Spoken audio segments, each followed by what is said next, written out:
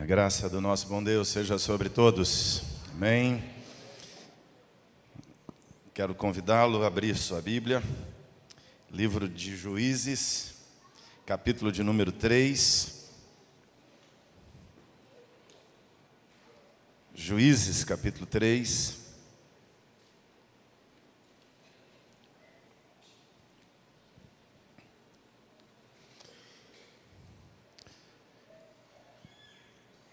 Livro de Juízes, nos desafiando a fidelidade nos princípios, normas, regras da palavra de Deus.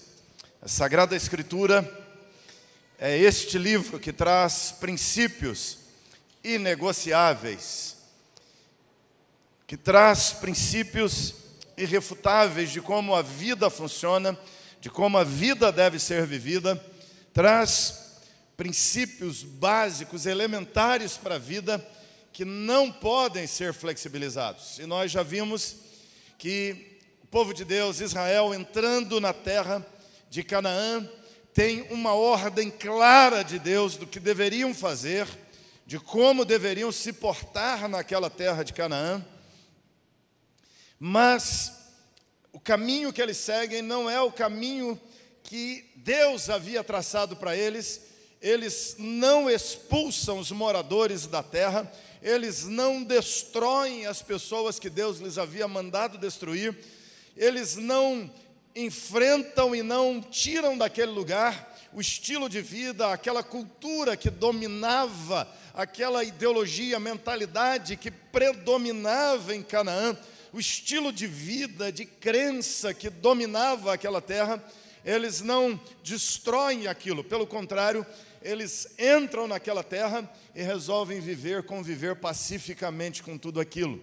Resultado disso, nós lemos nas semanas passadas que eles estiveram num lugar chamado Boquim, que é o Vale dos que choram, o lugar dos que lamentam e choram, e suas conquistas acabaram sendo parciais, e não conquistas completas, não conquistas efetivas como Deus queria que fizessem. Por causa de seus erros, suas falhas, por causa de seus pecados, Deus disse: vocês não expulsaram os inimigos, vocês não derrotaram estes inimigos. Deus diz a eles: eu também não vou tirar esses inimigos da terra por causa de vocês. Por causa da desobediência de vocês, eu não vou tirar esses inimigos daí. O versículo 1 do 3, então, nos diz assim: são estas as nações que o Senhor deixou para por elas provar a Israel, isto é, provar quantos em Israel não sabiam de todas as guerras de Canaã. Isso tão somente para que as gerações dos filhos de Israel delas soubessem, para lhes ensinar a guerra. Esse versículo, essa expressão aqui, precisa de uma tradução mais clara, daqui a pouquinho vamos falar. Pelo menos as gerações que dantes não sabiam disso. 5 príncipes dos filisteus e todos os cananeus e sidônios e heveus que habitavam as montanhas do Líbano, desde os montes de Baal e Hermon até a entrada de Ramate. Estes ficaram para por eles o Senhor por Israel à prova, para saber se dariam ouvidos aos mandamentos que havia ordenado a seus pais por intermédio de Moisés. Habitando, pois, os filhos de Israel no meio dos cananeus, dos heveus, dos heteus, dos amorreus, dos ferezeus e dos jebuseus, tomaram de suas filhas para si por mulheres e deram as suas próprias aos filhos deles. E, olha a tragédia maior, e rendiam culto aos seus deuses. Os filhos de Israel fizeram o que era mal perante o Senhor, se esqueceram do Senhor seu Deus e renderam cultos aos Baalins e ao poste ídolo. Então a ira do Senhor se acendeu contra Israel, e ele os entregou nas mãos de Cusã-Risataim. Aqui é interessante a expressão Cusã-Risataim. A palavra Cusã quer dizer duplamente Risataim, mal. Ou seja, olha o que Deus faz, olha o tipo do rei que domina o povo judeu. Entregou nas mãos de Cusã-Risataim, ou seja, entregou na mão do duplamente mal. Entregou nas mãos de um rei duplamente maligno, mal ao dobro do que outros reis. Um rei conhecido por diversas maldades, rei de Mesopotâmia. E os filhos de Israel serviram a Cusã-Risataim 8 anos. 2 mandatos.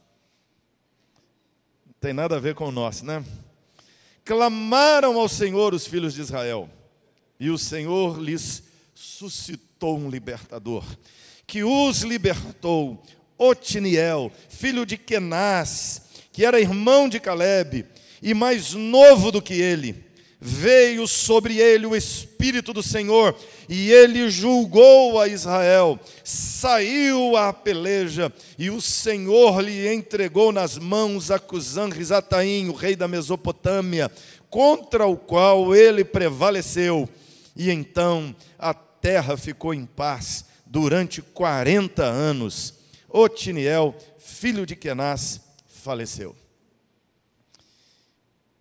Estes versículos nos falam do que aconteceu com o povo, da realidade dura e complicada que eles viveram por causa da obediência parcial, por causa de uma obediência em parte e não no todo, por serem meio mosaicos, por serem meio obedientes à lei de Deus, por serem meio judeus, eles acabaram experimentando derrota completa.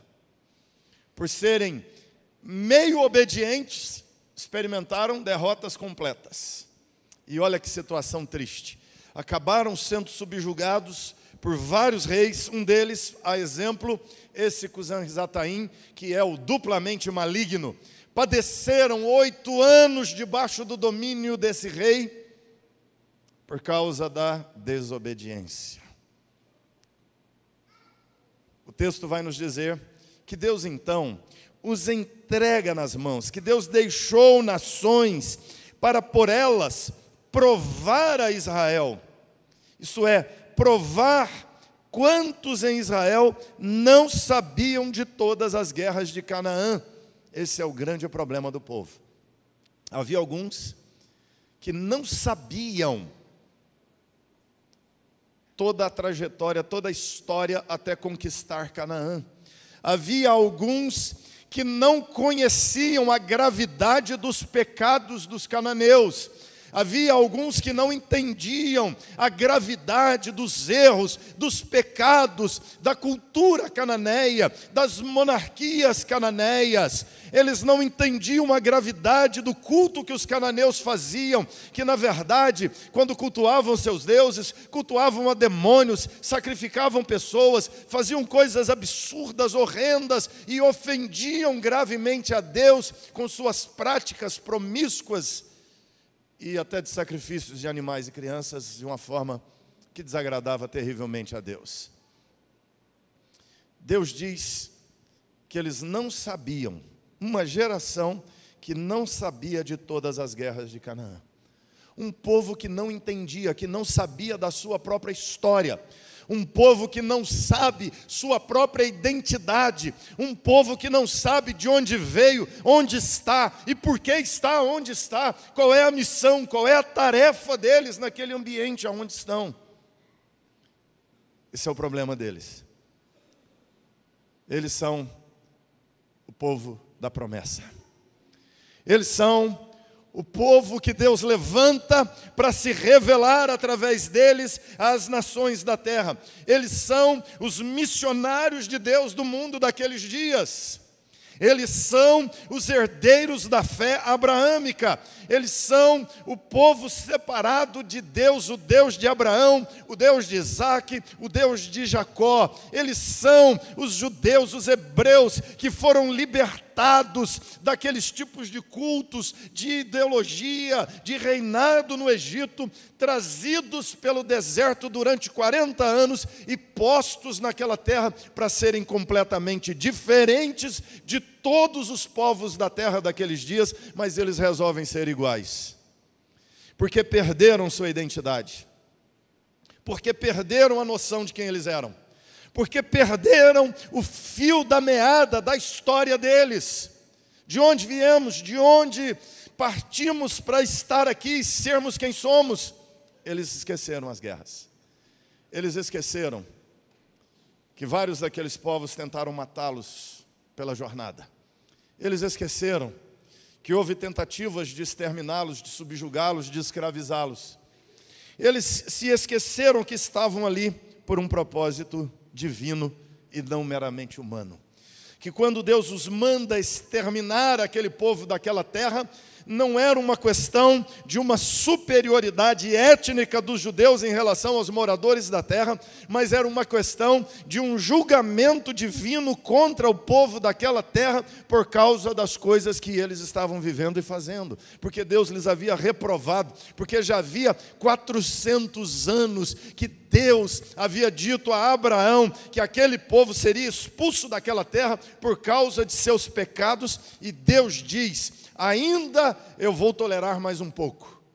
Mas desde que Deus havia dito que toleraria mais um pouco, já tinha passado 400 anos. Eles estavam ali para executar o propósito divino, mas perderam o fio da meada da história. Esse é o grande problema, amados. Há muitos que não entendem a guerra na qual nós estamos envolvidos.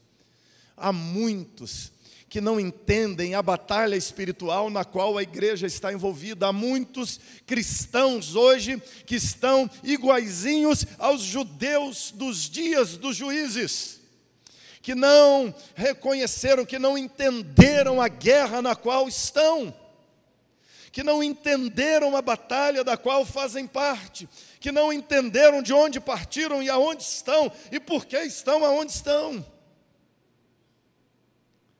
Por que é que nós estamos aqui e somos igreja, amados? O que é que nós estamos fazendo aqui? Nós precisamos entender que nós estamos aqui não por causa de alguma ideologia partidária, nós não estamos aqui por causa de marxismo, nós não estamos aqui por causa de fascismo, não estamos aqui por causa de esquerda, direita, não estamos aqui por causa de ideologia humana, de filosofia humana, nós estamos aqui por causa da glória de Deus, porque nós saímos da escravidão, das trevas, do domínio do diabo, para jamais nos encurvarmos a qualquer artimanha de Satanás na trajetória da vida humana.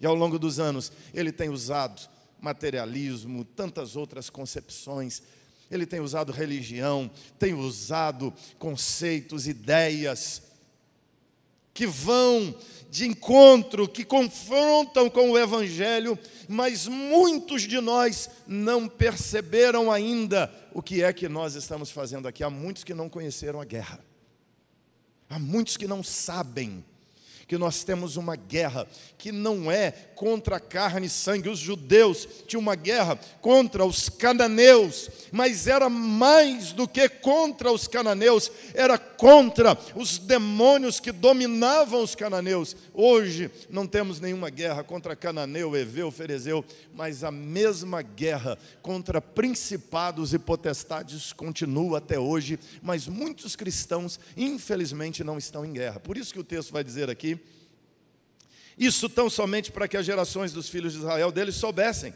E aí uma palavra estranha, para lhes ensinar a guerra. Aí você vai ler isso e falar assim: puxa vida, a Bíblia está ensinando a guerra. Na verdade, a palavra aqui não é ensinar a guerra. Uma tradução melhor seria para lhes treinar na guerra, para treiná-los no combate, na guerra. porque a guerra não havia cessado, eles estavam inconscientes da batalha na qual estavam envolvidos, e Deus deixa alguns inimigos ali, para que os inimigos os afrontassem, para que Cusã-Risataim se levantasse contra eles, e aí então eles percebessem que não havia possibilidade de aliança entre eles e o povo daquela terra, porque Deus os havia posto ali, como um propósito que eles tinham que cumprir. Mostrar que o Deus de Israel era o Deus verdadeiro. Mas olha que triste. Em lugar de mostrar que o Deus de Israel é o Deus verdadeiro, versículo 6 diz que rendiam culto aos seus deuses. Versículo 7 diz que esqueceram do Senhor seu Deus e renderam culto aos Baalins e aos postes ídolos. Oh, amados, quantos e quantos cristãos estão rendendo culto aos Baalins e aos postes ídolos dessa geração. Quantos e quantos cristãos estão se encurvando diante dos deuses, dos ideais do povo ao qual tínhamos que anunciar a glória de Deus. Quantos estão se encurvando diante dos falsos ídolos, ou dos falsos deuses, dos ídolos, e esquecendo o Senhor Deus. Esquecendo de onde saímos, esquecendo aonde estamos. Esses dias de política e de voto, você precisa prestar muita atenção no que é que você vai fazer, em como é que você vai votar. Você precisa conhecer a história, você precisa ler o passado, você precisa saber e olhar que algumas pessoas que se candidatam a deputado, a senador, pessoas que se candidatam nesses dias a presidente, a tantas outras coisas, defendem ideais que no passado exterminaram milhões de cristãos. E você precisa prestar atenção nisso, porque senão você se esquece de Deus e faz aliança com o adversário. E nós estamos aqui, amados, por causa de um propósito divino. Esse povo que está aqui entrando e possuindo Canaã, o texto vai nos dizer que Deus quer provar em Israel os que não sabem a guerra, os que não entenderam quem são, os que não perceberam o que Deus fez com eles. O versículo 4 diz: estes ficaram para por eles o Senhor pôr à prova Israel. Por que Deus quer colocar Israel à prova? Para arrancar deles a identidade que eles são, para fazê-los lembrar quem eles são. Nós somos no mundo hoje cerca de 2,4 bilhões de cristãos.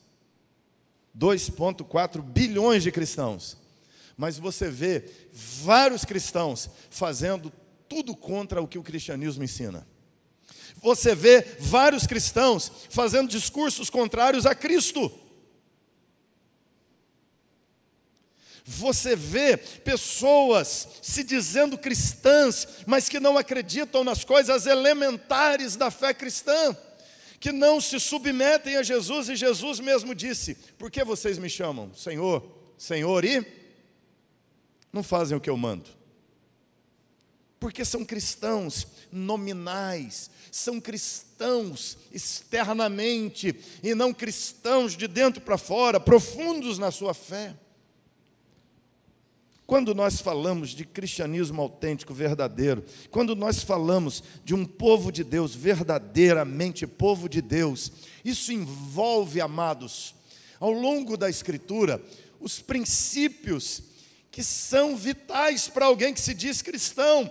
Alguém que é cristão segue esses princípios na sua vida, e a Bíblia inteira está montada em cima de 7 princípios básicos. Na Bíblia inteira, a Bíblia toda, de Gênesis a Apocalipse, você vai ler nela e você vai encontrar 7 princípios, basicamente. E quando você olha para o povo de Israel aqui, você vai perceber que eles violaram os 7 princípios que Deus lhes havia dado. O primeiro princípio é o princípio do caráter. Princípio do caráter, que significa conjunto de características relativos à nossa maneira de agir e reagir às coisas da vida. Se eu sou um cristão, eu vou agir e vou reagir de uma maneira segundo o padrão da fé cristã. Isso é caráter. Se eu sou cristão, eu vou andar segundo Cristo Jesus. Deus vai dizer para eles, para colocá-los à prova, versículo 4, dá uma olhada aí comigo. O Senhor para pôr à prova Israel, para saber se dariam ouvidos aos mandamentos que havia ordenado a seus pais por intermédio de Moisés. Qual é a demanda de Deus com eles? É que eles guardassem, é que eles obedecessem os mandamentos que Deus lhes havia dado. Você lembra dos mandamentos que Deus lhes havia dado, não lembra? Não terás outros deuses diante de mim. Lembra do dia de descanso para santificar. Não adulterarás, não furtarás, não dirás falso testemunho, não cobiçarás a mulher do teu próximo, o animal do teu próximo, as coisas, a vida do teu próximo. E Deus dá mandamentos, Deus dá regras, Deus dá normas para eles, princípios a eles. E Deus está dizendo que tudo envolve colocá-los à prova para ver se guardariam os mandamentos dele. Isso tem a ver com o caráter, guardar o que Deus manda, dar ouvidos às ordens de Deus. A Bíblia inteira, de Gênesis a Apocalipse, trata sobre isso, sobre o caráter. Daquele que se diz crente em Deus, daquele que diz acreditar em Deus. Se você acredita em Deus, você obedece a Deus. Lembra de uma coisa na Bíblia, a palavra crer é igualzinha à palavra obedecer. A palavra crer é igual à palavra obedecer. O sujeito estava um dia atravessando um cabo de aço estendido em cima de uma garganta, de um abismo gigantesco, uma cachoeira. Ele esticou um cabo de aço e atravessou aquele cabo de aço, aquele abismo, andando em cima do cabo de aço. Foi lá do lado de lá, voltou, a turma filmando, aplaudiu. Ele pegou um carrinho de mão, equilibrando em cima daquele cabo de aço com o carrinho de mão, ele foi de um lado para o outro. Aí que o pessoal aplaudiu mais ainda e disseram, que cara habilidoso. E ele perguntou assim, quem de vocês aqui acredita que eu posso atravessar de um lado para o outro, carregando uma pessoa dentro desse carrinho? Todo mundo levantou a mão. E ele perguntou, então quem se habilita a entrar no carrinho para eu atravessar? Ninguém. Isso não é crer. Crer é entrar e acreditar que Deus vai te levar aonde Ele prometeu. Crer é obedecer a Deus, tem a ver com caráter, tem a ver com dizer e fazer o que disse, ou seja, prometer e cumprir as promessas feitas. Caráter reflete o que Deus tem, santidade de Deus. Tudo tem a ver com obedecer o Senhor, irmãos. Gênesis a Apocalipse. Gênesis começa com: pode comer de todas as árvores do jardim, menos daquela que está no meio. Não comer é obedecer, é ter fé, é acreditar em Deus. Deus disse, no dia que vocês comerem, vocês vão morrer. Então, não comer é crer em Deus. Comer é não crer em Deus. É desobedecer. A Bíblia está em cima desse princípio. E Israel experimentou derrotas, porque violou o princípio do caráter. Faltou ao povo judeu caráter, o caráter de Deus. E não foram fiéis, foram infiéis. Experimentaram a subversão ao inimigo e não conquistaram do jeito que era para conquistar. Além de caráter, existe o princípio da mordomia, ou seja, eles são mordomos de Deus, ou seja, não é o povo judeu que está expulsando o cananeu da terra, não é o povo judeu que está tomando a terra do cananeu, eles nem tinham força, exércitos para fazer isso, eles eram mais fracos, eles eram menos equipados, eles eram menos treinados do que os cananeus. Jamais esse bando de gente que saiu do Egito, que nem tinha exército direito, entraria naquela terra e tomaria posse dela. Se você contar, você vai ler aí no livro de Êxodo, livro de Deuteronômio, livro de Josué, livro de Juízes. Se você prestar atenção, você vai contar, são mais de 300 cidades. São mais de 300 cidades que eles têm que conquistar. Então são milhões de moradores naquela terra. Não é uma terra com 100 mil, 200 mil moradores, é uma terra habitada por milhões de moradores, equipados, alguns gigantes, treinados em guerra. Há impérios naquela região, há reinos que já subjugaram vários outros reinos naquela região. Como o reino dos filisteus, como o reino dos fenícios, como tantos outros impérios grandes, poderosos. Eles não têm forças. É Deus quem está julgando aquele povo e tirando daquela terra e colocando o povo judeu naquela terra. Isso não é uma guerra do judeu contra os cananeus, é um juízo de Deus contra os cananeus. Agora, o povo judeu é o mordomo de Deus, é o agente de Deus que vai realizar o propósito de Deus. Agora, o que você acha que eles foram como mordomos? Bons ou maus mordomos? Fiéis ou infiéis? Nada é deles, a terra não é deles, os animais não são deles, as cidades não são deles, e o que Deus está dizendo para eles é: faça o que eu estou mandando vocês fazerem, porque vocês não são dono de nada, eu sou dono de tudo, e eu estou colocando vocês nessa terra. Agora, vocês estando nessa terra, não façam o que o povo está fazendo aqui, porque por eles serem infiéis, eu os estou expulsando da minha presença. Então, Deus vai colocar o povo judeu como mordomo dele. E aqui tem um princípio da mordomia, de que nós não somos donos da nossa própria vida, da nossa própria mente. Esse é o conceito bíblico básico, irmãos. Deus é dono de tudo. Para nós cristãos, ser mordomo é ser servo de Deus, é cuidar das coisas de Deus. Nós cuidamos do planeta, nós cuidamos uns dos outros, nós cuidamos do nosso corpo, nós cuidamos da obra de Deus. Nós somos mordomos que Deus deixou aqui para cuidar das coisas dele e para contrastar com a humanidade que não está sendo fiel na mordomia a Deus.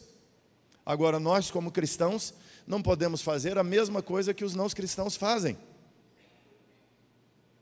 Você, como cristão, tem que ser um mordomo fiel. Você, como cristão, precisa ser mordomo fiel. Cumprir a ordenança de Deus. Possuir a terra que é de Deus. E cuidar dela em nome do Senhor da terra. Você, como mordomo, é responsável pela presença do Senhor. O mordomo é isso. Quando o Senhor não está, o mordomo faz o papel do Senhor. Ele representa o Senhor. Ou seja, na ausência física de Jesus na terra, quem é Jesus aqui? A igreja de Jesus. A igreja de Jesus é Jesus aqui. Por isso Paulo disse que nós somos embaixadores. Nós somos embaixadores. Israel tinha que perceber que a presença deles em Canaã era a presença de Deus. Eles não perceberam e se encurvaram aos deuses de Canaã. Agora nós, igreja do Senhor Jesus, somos a presença de Deus na face da terra. Lembra o que Jesus disse? Vocês são o sal da terra, vocês são a luz do mundo. Porque refletimos a luz do dono da terra. Refletimos a vontade do Senhor da terra. Somos agentes, mordomos de Deus na face da terra. Preste atenção nisso, amado. Você não é dono de nada. Tudo é de Deus. Fala isso para quem está perto de você, me ajuda a pregar.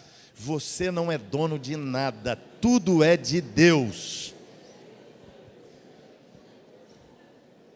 Quando Deus estabelece que nós sejamos dizimistas, que nós venhamos dar ofertas, que nós sejamos responsáveis pela manutenção financeira da obra dele na terra, Deus está nos dizendo exatamente isso. Você não é dono, você é mordomo. E Deus disse como você vai gastar. Deus disse: Seja responsável no teu gasto, seja responsável no possuir teu corpo, seja responsável com o planeta, seja mordomo fiel a Deus. Você não pode ser um mordomo, você não pode fazer o que você quer com o seu dinheiro, você não pode fazer o que você quer do seu corpo. Meu corpo é meu e eu faço dele o que eu quiser. Mentira, teu corpo é de Deus e você tem que fazer com ele o que Deus quer. E nós estamos aqui para ser a consciência dessa humanidade que acha que ela é de si mesma. Ela não é de si mesma. E tem coisas aqui que são intocáveis de Deus, como aquela árvore no jardim. Deus disse: não coma. É isso, amados. Quando Deus nos dá princípios, como o do dízimo, Ele está dizendo: não gaste com outra coisa, coloque na minha obra. Quando Deus diz: não cometa promiscuidade com seu corpo, santifique, é isso que Deus está dizendo. Teu corpo não é seu, faça o que eu estou mandando com ele. Quando Deus diz: não mate o seu próximo, ame o seu próximo, Deus está dizendo: teu próximo está aí para que você cuide dele, então ame-o, proteja-o. Isso. Mordomia. Nada é nosso, tudo é de Deus. Terceiro princípio é o princípio de autogoverno. É a capacidade que o homem tem de controlar seu comportamento, suas atitudes em casa, na escola, no trabalho, em qualquer outro lugar aonde estiver. É a capacidade que o ser humano tem de controlar. Deus nos deu a capacidade de controlar nossos instintos. Deus nos deu a capacidade de controlar nossos sentimentos. Nós perdemos, na queda de Adão e Eva, a capacidade de liberdade e nos tornamos escravos dos vícios e dos pecados. Mas na obra redentora de Cristo na cruz, nós fomos libertos da escravidão do pecado. Nós fomos libertos da escravidão do diabo. Nós fomos libertos da escravidão do mundo, do sistema, do esquema formado pelas pessoas que são escravas de si mesmas e do diabo.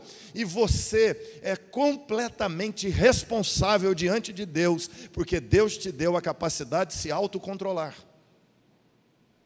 Deus te deu a capacidade de autogoverno. Eles pecaram nisso. Versículo 6 diz assim: tomaram de suas filhas para si por mulheres, deram as suas próprias aos filhos deles e rendiam culto aos seus deuses. Aqui é uma gradativa de queda. Primeiro, eles não condenaram o povo do jeito que devia condenar, não reprovaram os cananeus como deveriam reprovar. Aí fizeram uma aliança com eles.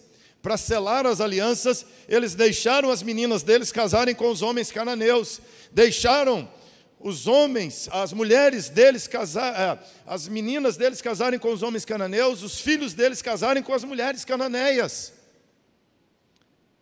E pouco tempo depois, eles estavam então cultuando os deuses cananeus. Preste atenção aqui, amados, porque eles não deixavam de adorar a Deus para adorar os ídolos cananeus. Eles praticavam sincretismo, adoravam os deuses cananeus e o Deus de Israel ao mesmo tempo, até se esquecerem do Deus deles e só adorar os deuses cananeus. Em tudo, gente, em tudo na nossa vida tem essa escalada da queda.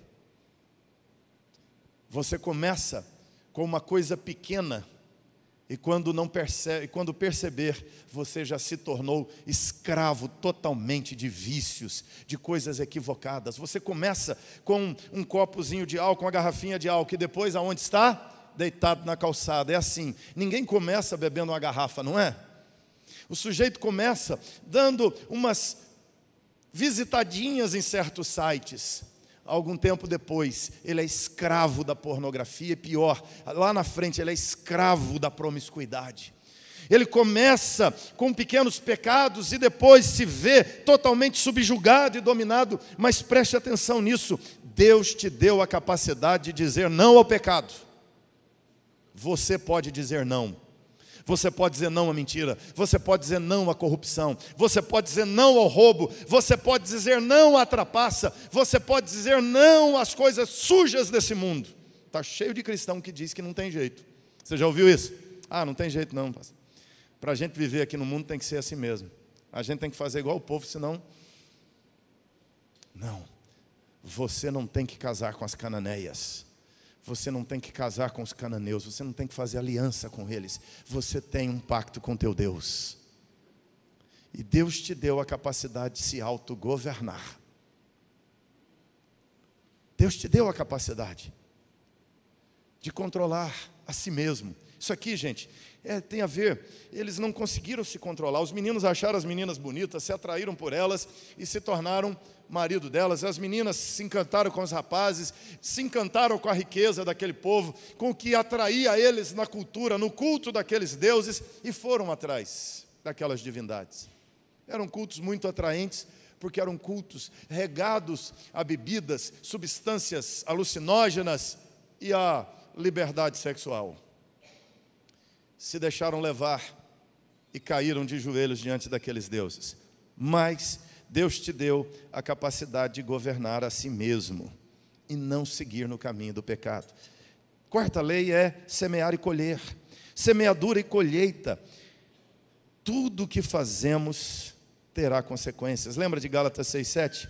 Tudo que o homem semear, vamos mais forte? Tudo que o homem semear, isso também vai ceifar, vai colher. Não tem jeito. Você não vai plantar laranja e vai colher maçã, a não ser que você plante equivocado. Tinha uma musiquinha antiga que dizia: eu não quero mais pepino, nem do grosso, nem do fino, né? O sujeito plantou a semente errada. Ele colheu errado porque plantou a semente errada. Ou seja, você vai colher errado se plantar a semente errada. Preste atenção, o que é que você quer colher amanhã? O que é que você quer colher em 2019 na política? O que é que você quer colher em 2019 na tua profissão? O que é que você quer colher em 2019 na tua carreira? O que é que você quer colher em 2022 na tua carreira? O que é que você quer colher nos próximos meses de 2018 na tua vida? Você quer colher tragédias, você quer colher juízo, você quer colher morte, você quer colher derrotas, você quer colher fracassos, você quer colher infelicidade, você quer colher o desespero? Com certeza não, não é? Você quer colher paz, quer colher alegria, quer colher a prosperidade, quer colher a vitória, você quer colher novas conquistas. Então, o segredo é o que você semeia hoje. Eles semearam desobediência, colheram derrotas. Cusã-Risataim os dominou e os subjugou por 8 anos. Colheram derrotas porque semearam desobediência. Só se colhe vitórias quando se semeia obediência. Só se colhe vitórias quando se semeia fidelidade a Deus em seus princípios. Isso é uma regra que Deus estabeleceu à vida, inviolável, amados. Inviolável. Não tem jeito de colher algo diferente do que se semeia. Se desobedecermos, receberemos correção. É o que acontece com eles. Deus, diz o texto, colocou a prova para saber se dariam ouvidos. Habitando os judeus no meio dos cananeus, jebuseus, ferezeus, acabaram experimentando dores terríveis por causa da desobediência.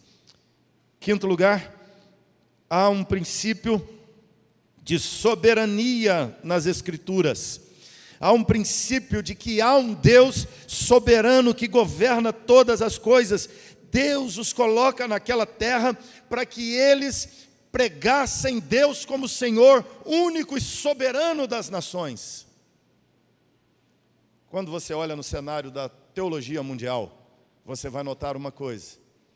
Isso é algo que eu sempre repito e quero que você grave na sua cabeça.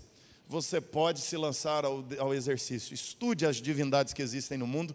Você vai perceber que todas são divindades étnicas, são divindades de culturas locais, são divindades subproduto da imaginação humana. Mas o Deus da Bíblia não é o Deus inventado pelos judeus, pelo contrário, é o Deus que inventou os judeus. Não é o Deus criado por uma nação, é o Deus que formou uma nação para se revelar nela e através dela. você vai ler a Bíblia de ponta a ponta e vai perceber que o único Deus que transcende a capacidade humana de raciocínio é o Deus da Bíblia. Você vai perceber que o único Deus que não é étnico é o Deus da Escritura, porque Ele é o Deus de todas as nações da terra. E o povo judeu leva esse Deus para Canaã. É isso que Deus faz no Egito, de onde os tirou. Por que Deus transformou o Nilo em sangue? Para mostrar para o egípcio que o Nilo não é um Deus. Por que Deus mandou uma praga de moscas? Porque eles adoravam Baal, o senhor das moscas. Então Deus disse: olha o que o Deus de vocês faz, e olha o que eu faço com o Deus de vocês. Por que Deus mandou rãs? Porque eles acreditavam numa divindade em forma de rãs. Por que Deus lhes mandou piolhos? Porque eles acreditavam nos deuses da terra. Por que Deus mandou tumores para eles? Porque o tumor tinha o formato de uma de suas divindades. Por que Deus colocou o Egito vários dias debaixo de trevas? Porque a principal divindade egípcia era Ra, o Deus Sol. E Deus apagou o sol, para dizer para eles: o sol não é Deus, eu que sou o Deus do sol, eu que sou o Deus verdadeiro. Por que Deus matou o primogênito de Faraó? Porque para eles o Faraó era uma divindade, e Deus matou o Deus do Egito para dizer que Ele é o Deus único e verdadeiro e soberano. E nós precisamos entender que servimos ao Deus soberano. Não podemos perder o fio da história, irmãos. Nós servimos o Deus que criou o céu e a terra. O Deus que você serve é o Deus que disse: haja luz e houve luz. É o Deus que disse: haja terra e houve terra. É o Deus que diz: haja vida e a vida vem. É esse Deus soberano, Senhor de todas as coisas. Não é uma divindade local de brasileiros, de judeus. É o Deus de todos os povos. E esse Deus tem o controle e o domínio de todas as coisas sobre a terra. E que quando a humanidade caminha fora da vontade de Deus, Ele traz juízo sobre ela. Foi o que Ele fez com os cananeus, e é o que Ele fez com os judeus, que não obedeceram a Deus, e Ele os entregou nas mãos de seus inimigos. Você percebe que Cusã-Risataim é o governador, é o imperador, mas Deus levanta um homem que derrota esse grande rei. Porque Deus derruba e Deus levanta. É Deus quem controla todas as coisas. Quando nós levantamos governantes fora da vontade de Deus, Ele é poderoso para derrubá-los. Quando a humanidade estabelece ideologias que vão contra Deus, Deus exercerá juízo sobre elas e as derrubará. Deus é o soberano, Senhor de tudo e de todos.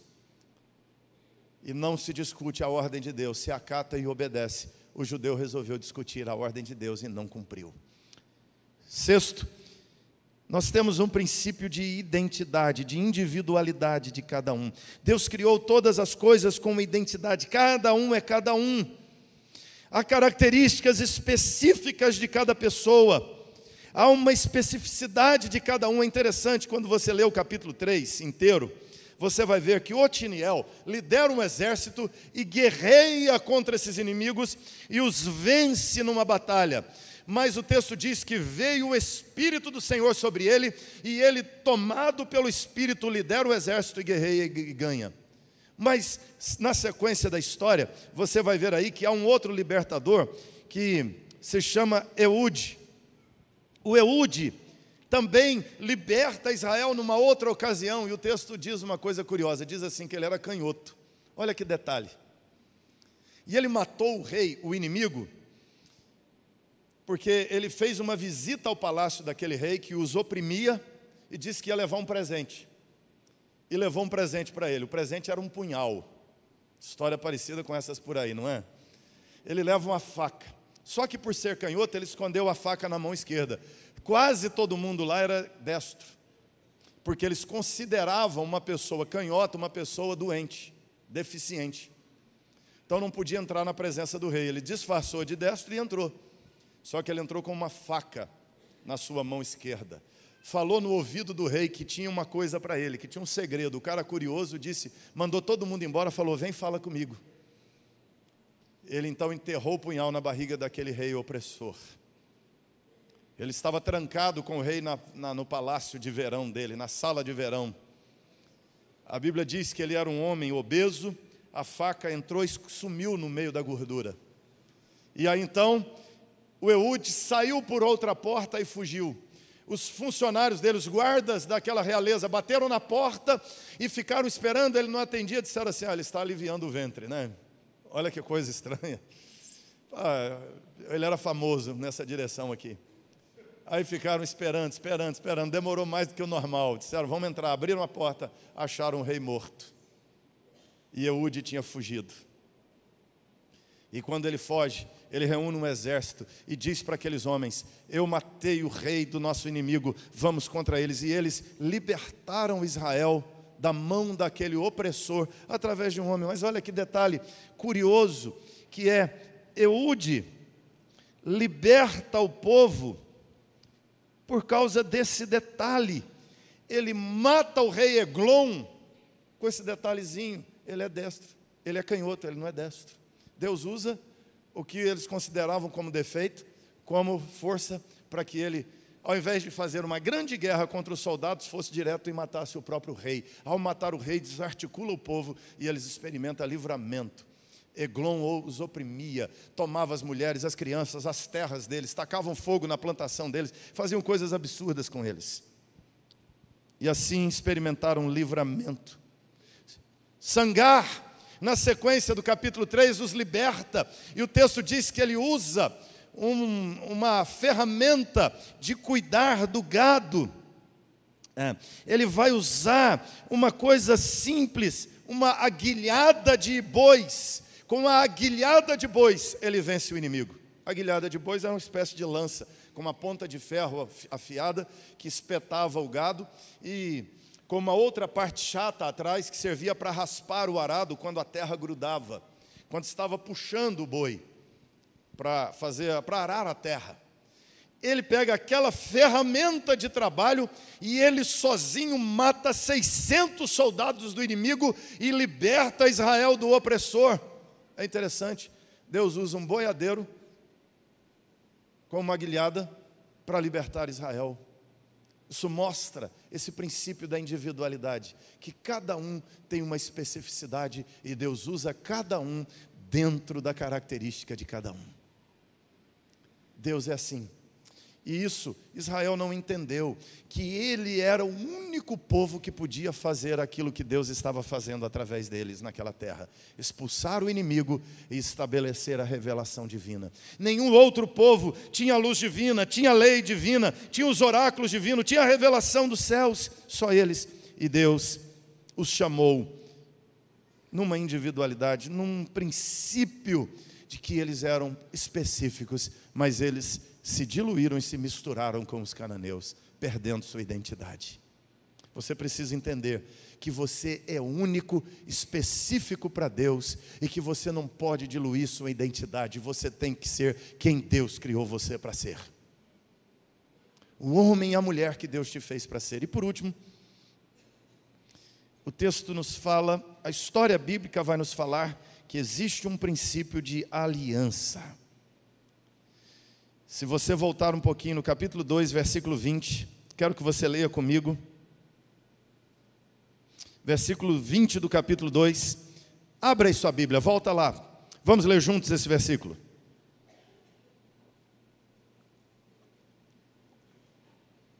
Achou? Vamos juntos.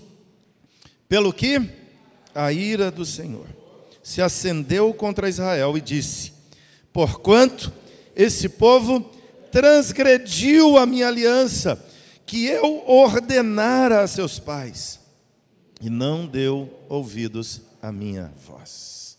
Esse povo violou a aliança, transgrediu a minha aliança. O sétimo princípio, amados, que nós temos na Escritura é o princípio da aliança.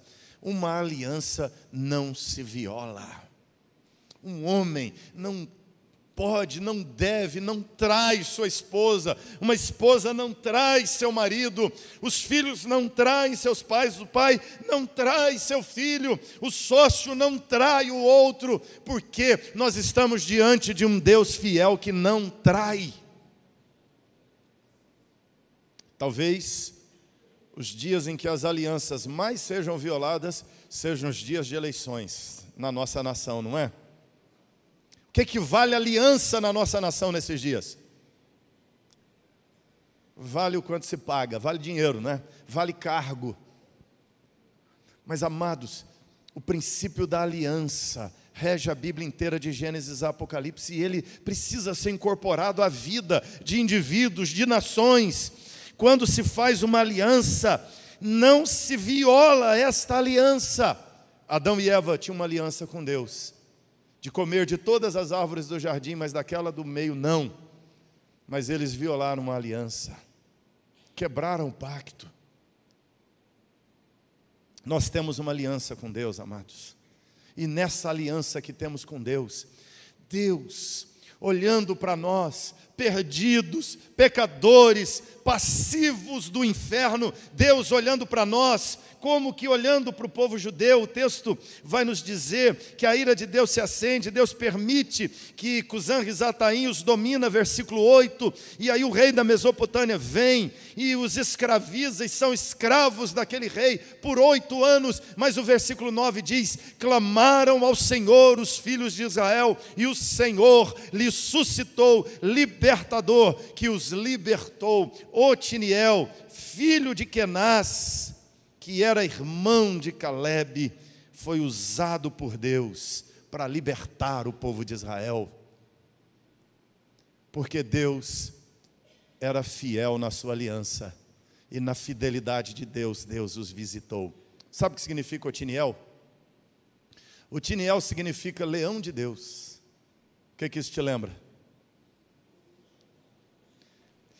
Que você era escravo daquele que é duplamente, triplamente, quadruplamente maligno. Você estava dominado, cego, seduzido pelos encantamentos do diabo, e você sabe do que eu estou falando, de quantas coisas equivocadas faziam parte da tua vida no passado, mas diante do clamor da alma, Deus ouviu o teu clamor, tua necessidade, teu desespero, e Deus levantou o leão da tribo de Judá, e ele te libertou do domínio do pecado, ele soltou as amarras do diabo da tua vida, e te deu a libertação nova em Cristo Jesus. E isso foi uma aliança que Deus fez comigo e com você. Deus fez um pacto conosco. Nós temos um pacto com Deus, um pacto de sangue, que Jesus na noite da ceia ergue a taça e diz para eles: este é o cálice da nova aliança que eu tenho com vocês no meu sangue. Não a aliança do Éden, não a aliança passageira dos homens, mas aquela aliança que ele prometeu a Abraão que faria com ele, através do descendente de Abraão, que abençoaria todas as famílias da terra. Deus disse: eu tenho uma aliança com vocês. E Deus fez um pacto com você, amado. E olha que coisa boa. Já pensou se você pudesse fazer um pacto, uma sociedade com Bill Gates? Você entra com as suas dívidas e ele entra com o capital de giro dele? Você ia gostar ou não? Ia ser bom o negócio? Não tinha como errar, não é? Porque por mais que você estivesse endividado, não ia nem fazer cócega na fortuna dele. Pois é. Mais do que uma sociedade com Bill Gates, com Slim, seja lá quem for o dono de qualquer fortuna que seja, o Senhor do universo, o Senhor da vida, o Senhor da esperança, o Senhor da libertação, o Senhor da alegria verdadeira, o Senhor da felicidade verdadeira, o Senhor da misericórdia e do perdão, rico em graça, rico em amor, disse: eu vou fazer uma aliança com você. Você entra com sua imperfeição, com sua vida inútil, e eu entro com toda a glória do céu e compartilho a minha glória com você. É pouco ou é muito? É bom negócio ou não é? Você entra com nada, você entra com sua dívida, porque todos pecaram e carecem da glória de Deus. Você entra com a dívida, você entra com a sua culpa, ele entra com a graça, te perdoa de todos os teus pecados, te liberta de todas as condenações e te diz: agora nenhuma condenação há para os que estão em Cristo Jesus. Essa é a aliança. Você tem uma aliança com Deus, amado. O que se requer de nós agora, como quem está numa aliança com Deus, é fidelidade, é lealdade na aliança. É lealdade nessa aliança com Deus. Vale a pena ou não vale a pena ser leal a alguém assim? Fala a verdade, você ia trair o Bill Gates? De jeito nenhum, não é? O sujeito vem com a fortuna e faz uma sociedade com você, você ia passar a perna nele. Tem uns brasileiros meio loucos que iam, não é? Ia roubar 100 mil. Não é? Sem entender tudo que tem. Você tem um pacto com o Rei do Universo, uma aliança com eles. Israel tinha uma aliança com Deus. Trocaram uma aliança com Deus, se casando com mulheres cananeias. Trocaram uma aliança com Deus, se aliançando com o povo daquela terra, por causa de terras, de escravos, por causa de bois, camelos. Meu amado irmão, minha amada irmã, não troque a sua aliança com Deus por nada, porque Deus recebeu o teu nada e te deu tudo pela glória de Cristo Jesus. Não traia teu Senhor jamais, não o abandone, não esfrie no coração com Ele, porque nesta aliança nós temos a herança eterna de Cristo Jesus dada a nós.